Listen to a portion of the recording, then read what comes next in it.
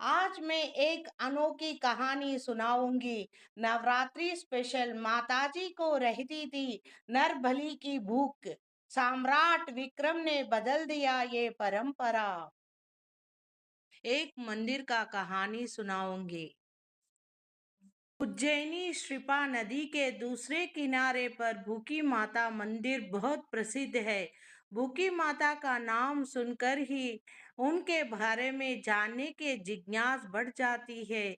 दरअसल भूखी माता मंदिर की कहानी उज्जैन की सम्राट विक्रमादित्य की किंवदंती जुड़ी हुई है। ऐसे कहा जाता है कि भूखी माता को प्रतिदिन एक युवक की बलि दी जाती थी। तब जवान लड़कों को उज्जैन का राजा घोषित किया जाता था। उसके बाद भूखी माता उसे कहा जाती थी। एक दुखी माँ ने इसके लिए विक्रमादित्य को अपनी फरियाद सुनाया। सम्राट विक्रमादित्य ने उसकी बात सुनकर कहा है कि ये देवी से प्रार्थना करेंगे कि वे नरबलि न ले। अगर देवी नहीं मानेंगे तो मैं खुद उनका भोजन बनकर वहां जाएंगे। विक्रमादित्य को खाने से ही पहले ही शांत हो गई भूखी। नरबलि वाले रात को विक्रमादित्य ने पूरे नगर को सुगंधित पकवान और स्वादिष्ट मिठाइयों से सजाने के आदेश दिया था। जगह जगह 56 भोग सजा दिया गई। इन 56 भोग के चलते भूखी माता की भूख विक्रमादित्य को खाने से पहले ही शांत हो गई। कई तरह के पकवान और मिठान बनाकर विक्रमादित्य ने एक भोजनशाला में सजाकर रखा दिया था।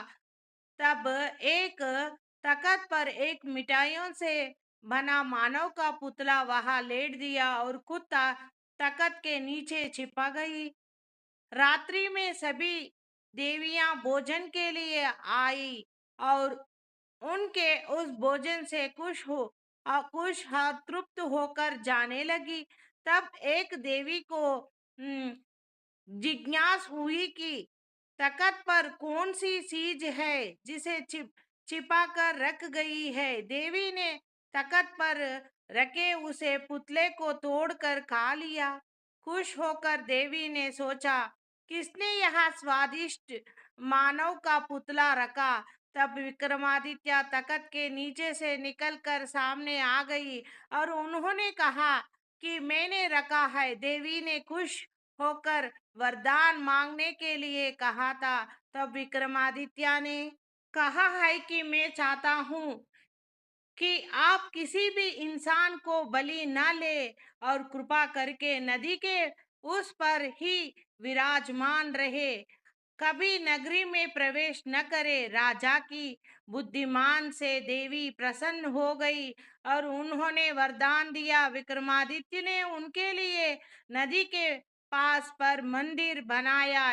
इसके बाद देवी न कभी नरबलि न ली और उज्जैन के लोग को परेशान नहीं किया। अब इंसान की ही नहीं, पशुओं को भी दी जाती है।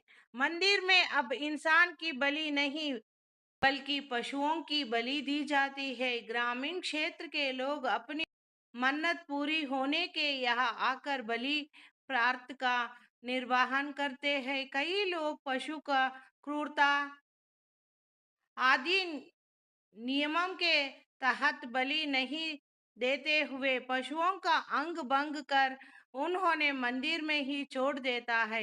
यही है भूखी माता का मंदिर का कथा। यही अद्भुत कथा है भूखी माता मंदिर का कथा।